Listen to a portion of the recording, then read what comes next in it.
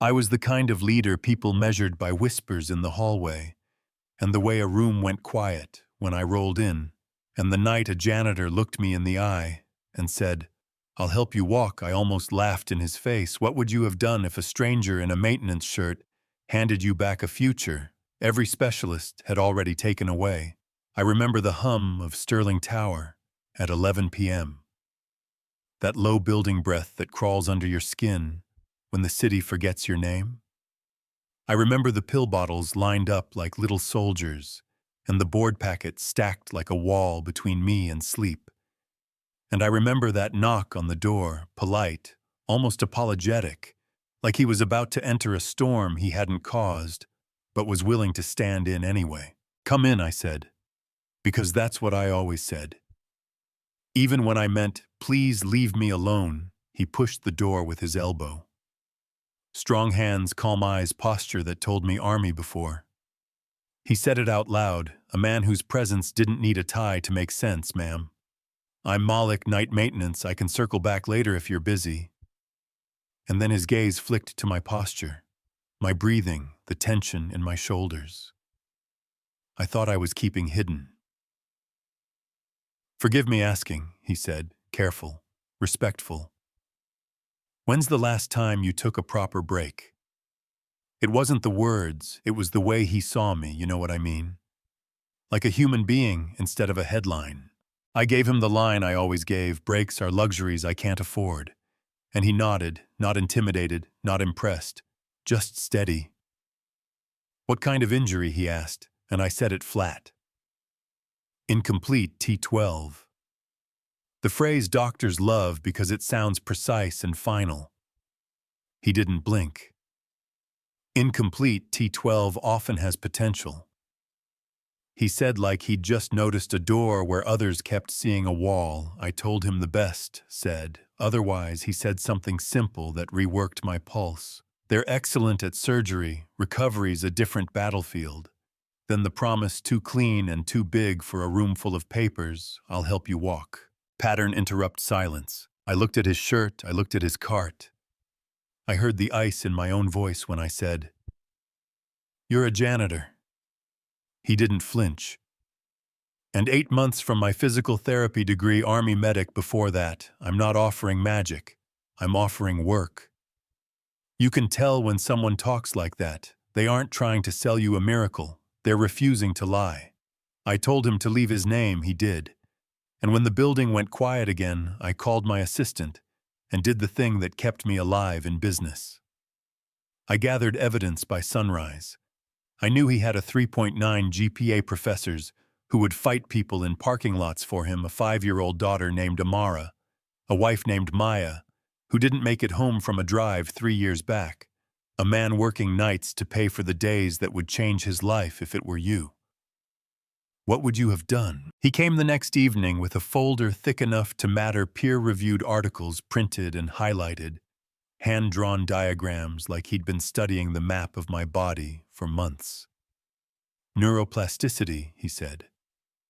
And I hated that the word made my eyes sting. "Hope hurts when you've trained yourself not to touch it."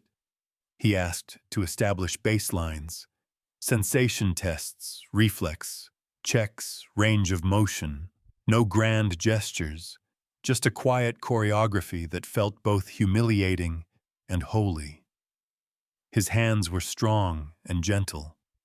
His voice was clear without being cold. "Close your eyes," he said. "Put all your attention in your right foot. Picture your toes. Picture the movement. Now ask them to wiggle." I did. And for a second, nothing happened. Then the faintest flicker, not even a full move, more like a memory of one. He smiled like sunrise, minimal, but definite neural activity. That's how progress first shows up, thin as thread, bright as a match in a dark room. We started at 6 a.m. We started with boring, hard, necessary work. We trained patterns that a skiing collision tried to erase: heel weight, knee-hip core. Everything you don't think about until the day you have to. He counted like a drummer. He cued my breath like a coach who loves you enough to push you. He made me say out loud what walking felt like so my brain could remember the script. We talked not about business, but about the kind of things you only admit when you're upside down, about his daughter's obsession with chocolate chip pancakes and purple hair ties, about how grief teaches you to walk again without moving an inch, about how the world is both cruel and kind, often in the same hour. Do you think that's fair? Pattern interrupt a laugh, small and real mine. 3 weeks in my right leg lifted 3 inches off the table, and I cried ugly and loud, the kind of tears that taste like metal and relief word spread.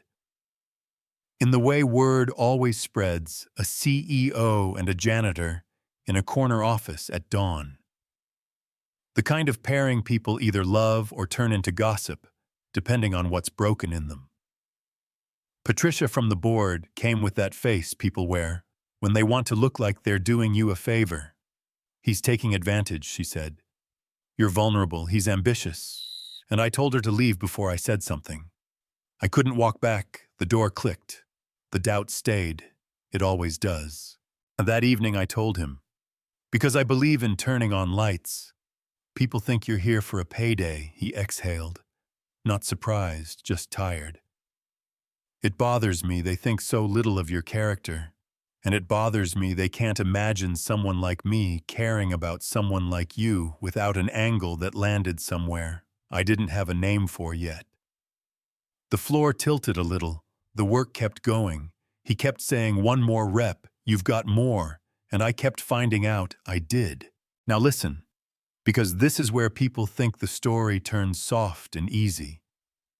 It didn't. The press caught a scent and named it scandal, stock price twitching like an eyelid.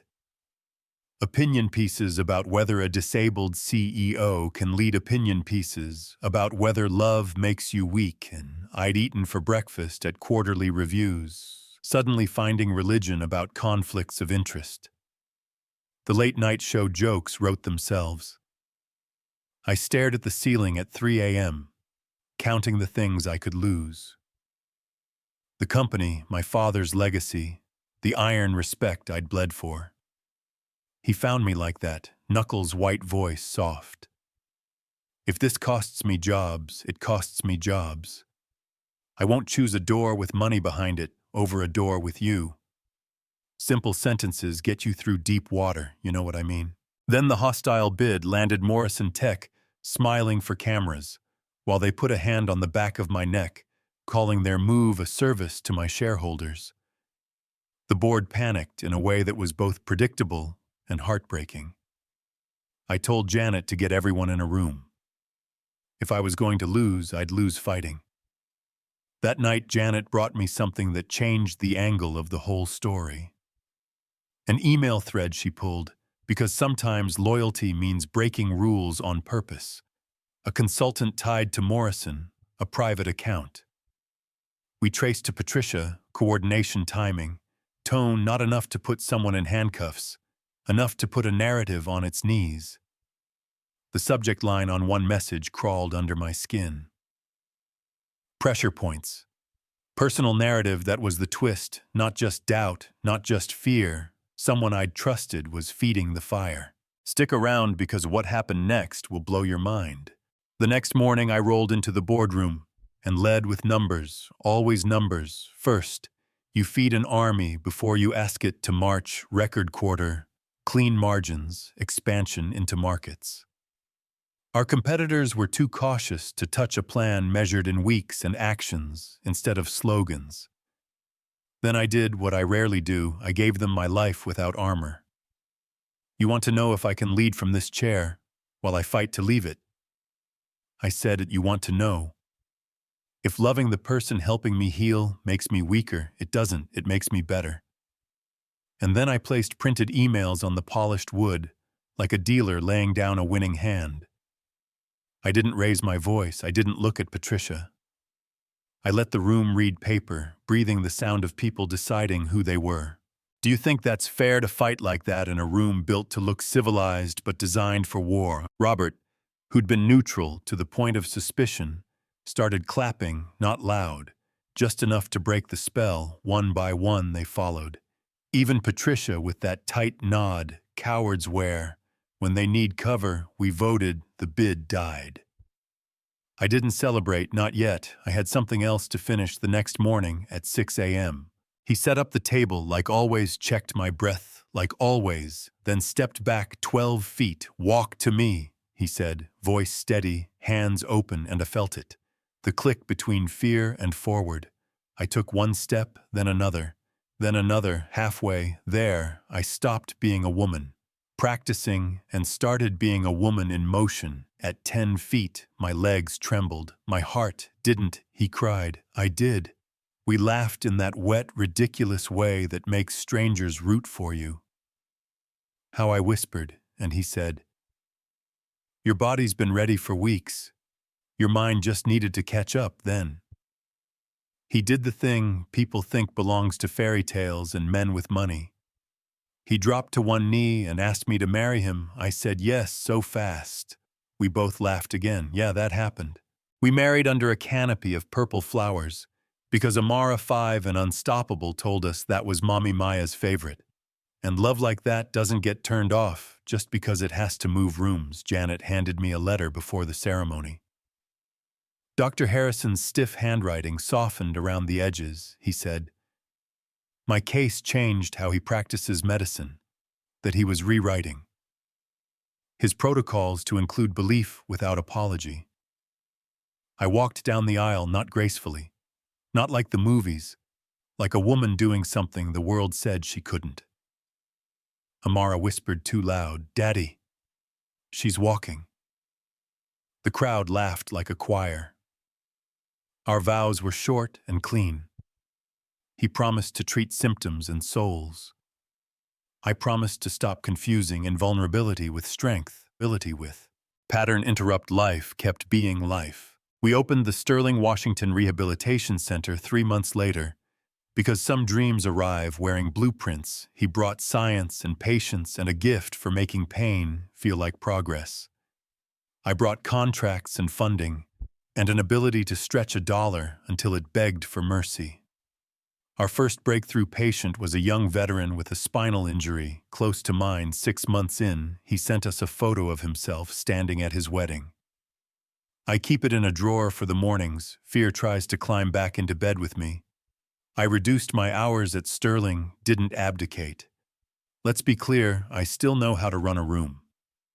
I just learned to run a backyard too, where Amara builds forts out of blankets and ambition, and where pancakes at 7 a.m. solve problems therapy at 4 p.m. hasn't reached yet. When I found out I was pregnant, we cried like children and laughed like thieves and told the truth to Amara. She asked if I was scared. I said yes, a little more. Excited than scared. Honesty without bravery is just PR. Michael arrived healthy and loud. I held him in hands that used to shake, trying to lift a coffee cup after the accident, and I said thank you out loud to a God I argue with, and still believe. We kept building. We kept failing and retrying and succeeding in ways that don't fit on a spreadsheet. We announced a second center for patients who can't pay because healing shouldn't be a privilege. Come at me in the comments. If you think otherwise, I'll read every word. 5 years after that first promise, we stood at our gala in a room full of people who used to doubt me and now ask how to be useful. I told them the truth. I wish someone had handed me in a hallway that smelled like disinfectant. The most important journeys aren't measured in steps. They're measured in what opens while you're stumbling forward. Your heart, your humility, your stubborn belief that you are more than the worst sentence someone tried to write on your life. He took the mic and talked about combining rigorous therapy with human compassion, like they belonged in the same sentence all along. In the third row, Harrison wiped his eyes and didn't hide it. Students from his program took notes like their pens could catch fire. And here's where I leave you with something messy. And true love didn't heal my spinal cord. Love didn't pay the rent for every person who came through our doors. Didn't quiet the anonymous emails people still send. When a woman refuses to shrink, love didn't do those things. Work, did science, did community, did But love made the work stick. Love sat beside me at 5 a.m. and said, "Try again." When "try again" felt like a cruelty, love carried Amara on its shoulders. When she missed Mommy Maya so bad, the air hurt. Love taught me that leadership isn't armor, it's integrity under scrutiny. And if someone tells you strength means never needing anyone, they're trying to sell you a coffin with nice lighting. Sometimes I still think about Patricia, about those emails and the way she looked at the table while the truth made a sound in the room we couldn't ignore. I wonder if she learned anything or just found softer ways to play the same old game. I think about the consultants who lined their pockets while my body learned to stand. I think about the patients who do everything right and still don't get the miracle. I hate that part. I hate it. And I live with it. Do you think that's fair? What do we owe each other when outcomes aren't equal and the clock runs faster for some than others? If it were you and a kid from the night shift told you he could help you walk, would you have laughed? Or would you have let the smallest part of you whisper, "Okay, show me"? Would you have taken the risk that people would say you were weak for needing someone? Would you have bet your legacy on a promise you could feel but not prove, because that's what this was, a bet on possibility? A stubborn refusal to accept the final word from voices that don't live in your body. I'll end here satisfied and maybe a little dangerous because I want to fight in the comments. Not a cruel one, a real one. We built a model where people with means pay full price and people without pay with time, with commitment, with measurable progress. We invest in because we believe the return is bigger than a line on a balance sheet. We take heat for it from folks who say charity ruins markets, and markets are the only measure that matters. But I've seen too much to pretend we're all running the same race on the same track with the same shoes. If you agree that healing should be a right, say it out loud. If you think I'm wrong, say that too and tell me why. Before you go, if any part of this cracked something open in you, if you felt your jaw unclench when the 10-foot walk happened, if you've been written off and you've got a scar where someone else's certainty used to sit, drop a comment with where you're watching from. Tell me what you would have done. Tell me if you think we went too far or not far enough. Type hope if you believe recovery is more than a prognosis, so someone scrolling at 2 a.m. sees it and doesn't quit. Share this with one person who needs to hear that. A knock on a door can change everything. And if you've got your own story of getting up when the world said, "Stay down, I want to hear it," yeah, that happened. And it keeps happening every morning at 6 a.m. One more rep, one more breath, one more step toward the life you decided to live.